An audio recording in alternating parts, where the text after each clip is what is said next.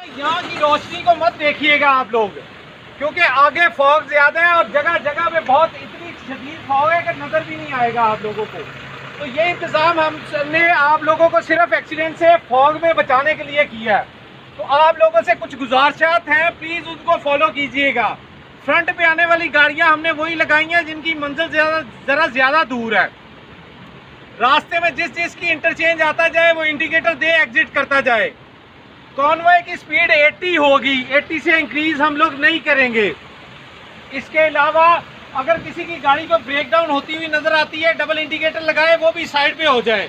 बाकी कॉन्वॉय को डिस्टर्ब नहीं करेंगे। हमारी गाड़ी से मैक्सिमम फासला आप लोगों का 20 मीटर होगा।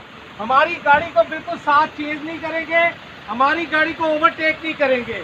हम आपको इंशाल्लाह ताला वहाँ पे जाके फ्री छोड़ेंगे जहाँ पे विजिबिलिटी इसी तरह की क्लियर होगी। और ये तमाम इकदाम हमने आप लोगों की सेफ्टी के लिए किया है। आगे आप लोग जाके खुद इसको देख भी लेंगे कि फॉग की सिचुएशन कैसी है। यहाँ सूरज जरूर निकला हुआ है लेकिन आगे फॉग की सूरत हाल ख़राब है। तो ये अल्लाह आप सबका हफ़िज़ नासिर हो। बस अभी हम स्टार्ट करेंगे। आप सर बैठ जाएं गाड़ी में।